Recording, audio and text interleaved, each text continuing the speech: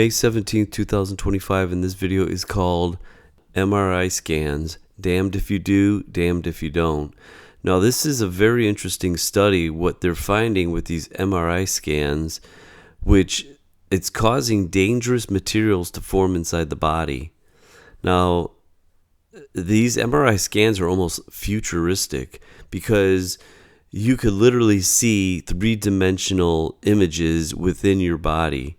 So it can be a godsend or it could be a curse, because who knows what these ramifications of this futuristic diagnostic technique is doing to us. I mean, granted, it will see and find tumors and cancers, which is the godsend. But if you don't have any of that stuff, what is actually the repercussions of this MRI? So this is pretty wild. So some people need these things. But now they're just raising questions about, like, what is it actually doing in the long run? So these MRI scans, it's been a medical marvel. It's non-invasive. They say it's radiation-free, but the contrast dye is radioactive, so that doesn't make it. I think they're contrasting this with an X-ray, and often are crucial in diagnosing everything from brain tumors to spinal injuries. Yet this new research is challenging the long-held assumptions about the safety of one key ingredient, the contrast agent, used to sharpen those detailed images. Specifically, the scientists have found that gadolinium, a rare earth metal used in millions of these scans each year, may linger in the body and in some cases transform into these nanoparticles that embed themselves into human tissue. Now, of course, if these nanoparticles are in the body, your body's going to see it as a foreign agent, and it's going to try to get rid of it. So that in itself could have cascading effects into your health. So the findings are early but significant, pointing not to panic. Of course, they're going to say don't panic until they are for sure saying, yeah, panic. But a deeper understanding of how our bodies interact with these medical technologies. As the researchers peel back layers of this invisible process, the implications could reshape how we think about these contrast-enhanced MRI scans. Now, this MRI, it's revolutionized diagnostic medicine by offering a highly detailed view inside the human body. They're saying without the risks of radiation, but they're literally using radioactive dyes put into you so you could get these detailed pictures. It's actually amazing. It's like you cannot see what's inside your body, but they're taking pictures of what exists within your body. Now, while gadolinium-based contrast agents have long been considered safe when properly used, these new findings are challenging that assumption, not by casting doubt on the widespread use of the MRIs, but shedding light on how the body might react under certain conditions that have previously been overlooked. Now, this study focused on the subtle but potentially significant interaction between gadolinium and a naturally occurring compound called oxalic acid, found in many common foods like spinach, chocolate, nuts, berries. Oxalic acid is known for its ability to bind with minerals, a process that contributes to kidney stone formation when it binds with calcium. The researchers asked, what happens when it binds with gadolinium? Now, very interesting. I would love to see more studies in parsing out vegetarians, omnivores, and carnivores, because a vegetarian is going to eat a ton of spinach and leafy materials because they don't eat meat. But what's interesting is if you are not drinking a lot of water and flushing out that oxalic acid, then that is going to be a problem. That's how the oxalic acid builds up. Now, what's very interesting is oxalic acid is a defense mechanism produced by the plants so to have mammals not eat the leaves of that plant. Now, that is interesting that the plants have their own defense mechanisms, so they can't be eaten. So in a series of these controlled experiments, the team discovered that oxalic acid can trigger gadolinium, normally tightly bound with contrast dyes, to break free and reassemble into nanoparticles. These tiny particles are small enough to infiltrate cells in critical organs such as the kidneys, the brain, and the liver. Importantly, this transformation was observed outside of the human body in test tube models, but it raised an urgent biological question.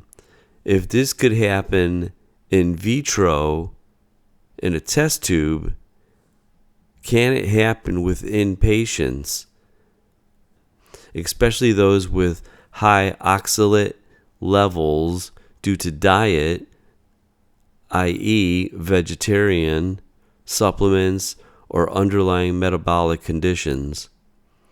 Now, the senior author believes that the answer may explain the long-standing medical mystery. Some patients have developed severe complications, including nephrogenic systemic fibrosis, after just a single enhanced MRI with that substance. This nanoparticle formation might explain why there's such an amplification of the disease.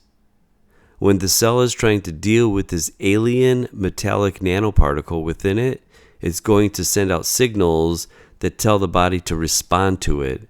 Exactly what I was talking about. It's going to see it as a foreign material and try to expel it. Now, these contrast dyes, these substances are used so you could literally see specific tissues and organs and blood vessels within the human body. Talk about high tech. Maybe too high tech for us humans. So here's where the weird part is.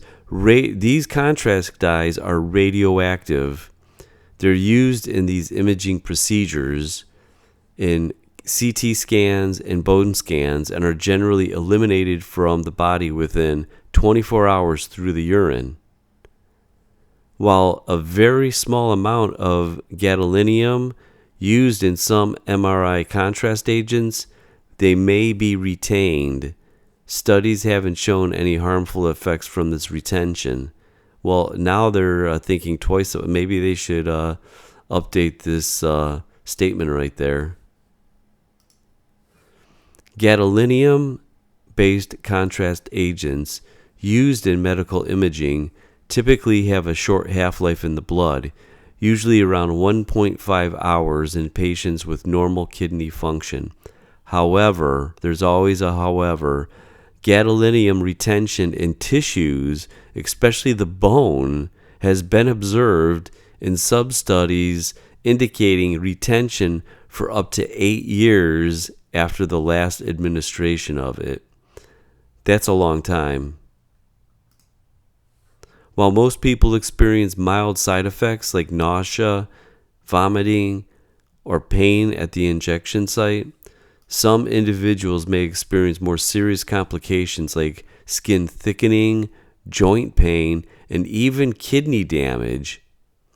Additionally, gadolinium can be retained in the body for extended periods, potentially leading to long-term health effects. Now, this is interesting.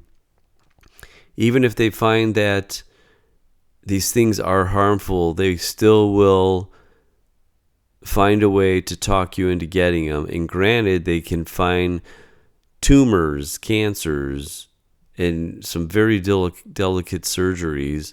But look at the costs of these things. A single MRI scan can vary between $400 and $12,000, depending on where it's being scanned. So this is the damned if you do, damned if you don't. I mean, you damned if you do, you might get these MRI scans. And I remember back in the day, they were really pushing these things. I remember they had this van that used to cruise across the country, stopping at towns and say, hey, we're going to do these full body scans on you. Now, everybody wants to see, the man behind the curtain, like what is inside of us. But maybe sometimes it's better not to see, with those repercussions. So that's what comes down to the damned if you do, damned if you don't.